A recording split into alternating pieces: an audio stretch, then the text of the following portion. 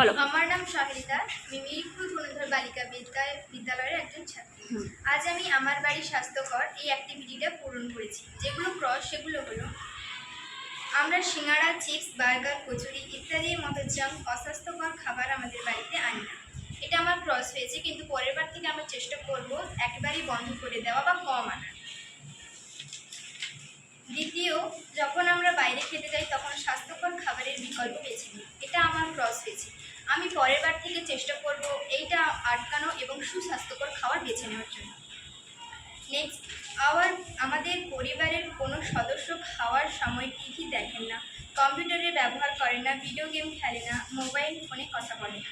এটা ভুল হয়েছে। আমরা সকলেই অল্প পরিমাণ হলেও ফোন দেখি, ভিডিও গেম খেলি, কিন্তু পরের বার থেকে চেষ্টা করব এটা কমিয়ে দেওয়া এবং একেবারে বন্ধ করে দেওয়ার জন্য। বাহ।